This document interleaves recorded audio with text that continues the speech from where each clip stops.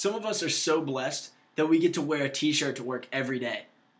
But if you're like me and have a more traditional office setting, then you might want to figure out what the terms business casual and business professional really mean. When you Google it, it doesn't even give you a clear answer.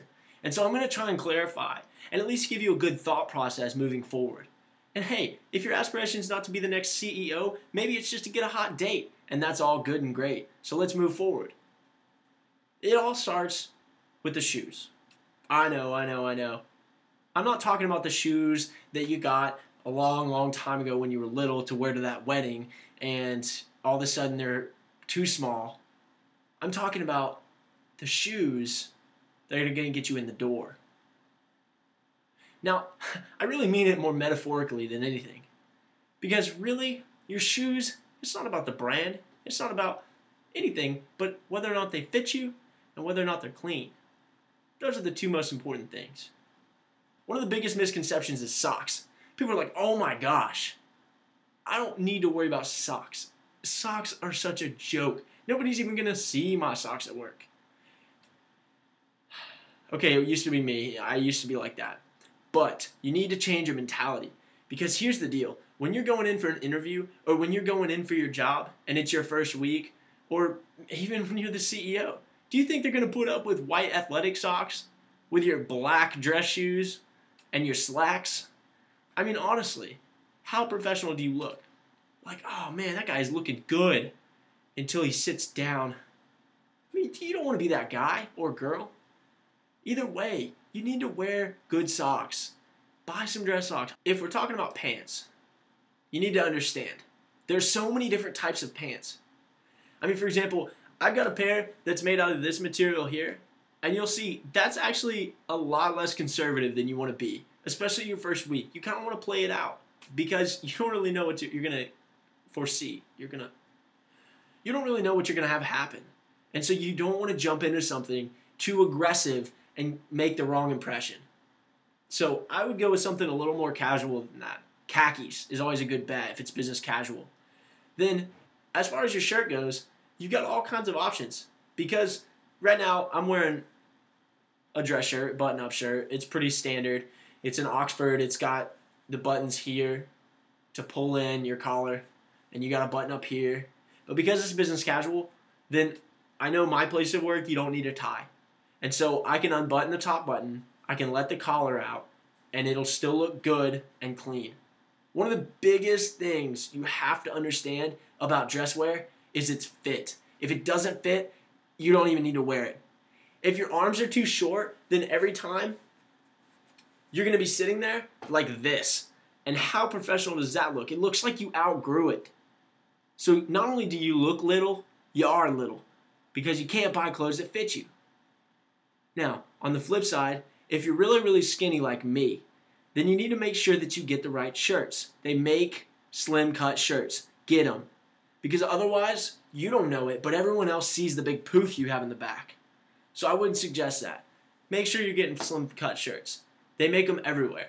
If you're on a budget, I think Van Heusen makes slim cut shirts. And if you're not on a budget, then go get it custom made. But another thing that I've seen a lot with young professionals especially, my age group, and I'm not going to say how old I am because, well, you probably know how old I am anyways. But think about it. I know right now I've got my polo swag going on, but here's the deal. That's not going to make your job any easier, and that's not going to get you any further. I mean, every frat boy in the world owns some polo. So don't rely on that as your only source of dress clothes. Because if everything you own has to have a little pony on it for you to feel good, that's not good. You need to change a little bit.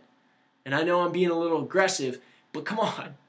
We're talking about grown up. I'm talking about professional. It's business casual. You don't need to advertise. I mean, I've got a tie that I don't even wear because it's got boats all over it. You don't have to get stuff like that. You can get stuff that is plain. And I don't mean plain as in not cool or fashionable. I mean plain as in it doesn't need to have the logos. Typically, I wear this shirt with a sweater. I wear this shirt with a blazer or a sports coat when it's colder out. That way, I have a very professional look, and I can cover up the logo so that people don't focus on that. You don't want people to focus on the logo. You want people to focus on you because you are the reason why you're even there in the first place. It makes sense, honestly. Then you have the next thing. Guys, I'm going to unbutton my shirt right quick, and this is one of those moments they say no homo. You see what I'm wearing? This is a V-neck undershirt. Every guy needs to wear a V-neck undershirt, period, for every time they put on a dress shirt. And I'm going to tell you why. If you don't, you're going to ruin your shirts because you're going to get sweat all up in here. And if you got sweat all up in here and you have an undershirt on, change deodorants. With your hair, I get away with this. You see this mess right here? I get away with that. I don't know how, I don't know why, but I do. If it's your first day, tone it down a little bit, maybe put a little gel in it, but tone it down. And if you've got your hair down to your shoulders, it better be the best groomed hair you've ever seen in your life, because otherwise you need to cut it off. A lot of people think that you should overdress for your first day. I disagree. I think you should know what to expect up front. You can talk to HR if it's a bigger company, or you can talk to someone that hired you and just look at what they're wearing and kind of judge off of that. Because if you go in there overdressed, it's going to be pretty obvious it's your first day. And you don't ever want to look like it's your first day. You want to go in there like you own that job and you've had it for years. Because that is what's going to make you look good.